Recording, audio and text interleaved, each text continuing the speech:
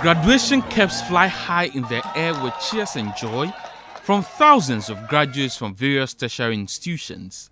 The single ceremony is seen as a symbol of passage from academia to the field of work. There exists an atmosphere of hope for many of these young people ready to work for a good salary and comfortable life. And so as someone going to do my national service, I'm going to see that as the best opportunity and first and foremost a place to start to lead that change. Be working with my managers, my teammates and everyone. And then most especially in my community, because Ashesi is very strong on citizenship. And so wherever I live, wherever I find myself, I need to do something to create a change. And I know for our year group, we are not giving ourselves more than 6 months. Within 6 months, we should start creating change in our country. But as fate may have it, at least for more than half of them, their hope may remain a dream for the short to medium term after graduation. I mean, going to school in Africa doesn't add anything. Hard work, struggling, a bit of illegal work, legal work. I mean, so many hustling to get you to the top.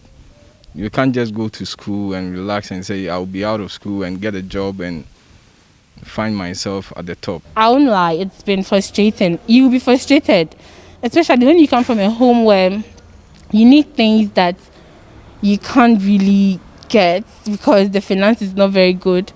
It's really frustrating. These situations are not out of the ordinary, as data from the Ghana Statistical Service has consistently established that persons with higher educational qualifications are unlikely to get a job. The Ghana Living Standard Survey 7, published by the Ghana Statistical Service, for instance, reveals that close to 20% of the country's employed population is made up of persons with no educational backgrounds against a meager 4.8% with university degrees. Those with qualifications from kindergarten to SHS level make up 68.4% of the workforce. Persons with vocational and technical training make up 2.7%, while trained teachers and polytechnic graduates form 1.9% and 2.6% respectively. On the other hand, about 7% of the unemployed population has no educational background, while those with a tertiary certificate make 8.3% of the unemployed population. But why is this the case in a country where education has been touted as a key to success? I engaged employers in both the public and private sector to understand the difficulty in providing jobs. The truth of the matter is that, like I did say, we need financial clearance from Ghana government before we can employ people. We do make the demands, but the highest figure that I remember, if my memory serves me well, was about 15 slots that we got for permanent workers within the space of a year, if my memory serves me well. So it's nothing to write home about. Work is waiting to be done. People are in the house saying they don't have jobs. How is this not an opportunity for us to employ people? It baffles me. Unlike these people who can tell you I have space, but I don't have money, I will tell you simply, what determines whether you have space or not is whether you have money. If the business is growing and I can put somebody to work and the person will bring me more money, right? Why wouldn't I employ him to do it? If there's no more money, I will not recruit. So it's very simple. Unless business is growing, don't expect the private sector to recruit. But the problems of these young graduates seem to be compounded by the lack of vacancies for fresh graduates with no years of work experience. There are not many jobs, let's be honest. From where I sit, a lot of the jobs that we see are mostly at the mid-level to the C-suite level. When I say C-suite, so managing director roles, chief operations officer, executive director, etc., etc. And then mid-level roles, so maybe a marketing manager, human resource manager. You get very little of roles at the frontline level or entry-level roles, which most appeal to graduates or people who have just finished national service, as the case may be. Notwithstanding this gloomy picture, many graduates like David, not his real name, put in their all during their national service to ensure they are retained by their employers. David completed the Kwame Nkrumah University of Science and Technology in 2015 and landed his service placement at the Ghana Revenue Authority through the help of a friend whose mother worked with government at the time. He was named the best national service personnel and was engaged to train the new personnel, but the change in government at the time would bring it all to an end.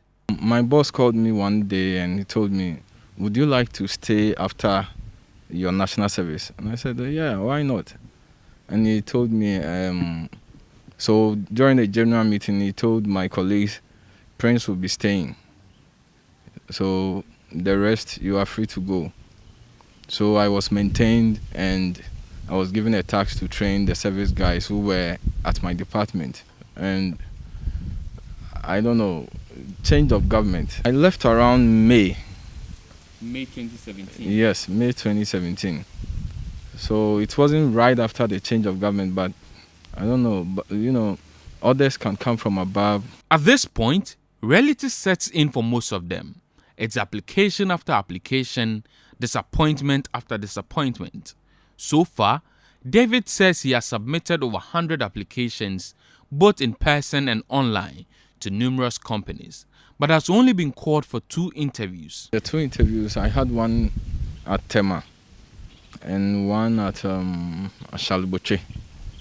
Yeah, they were all something like links, recommendations. So I just went for one interview and the salary was very, very, very small.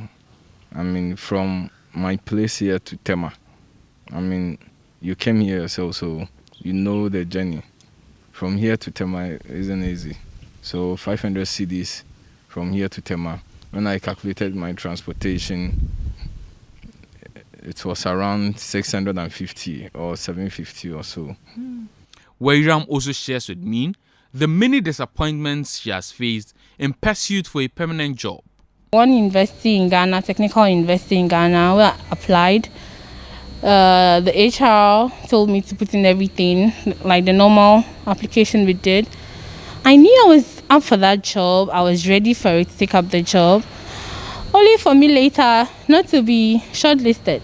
And I still don't understand why.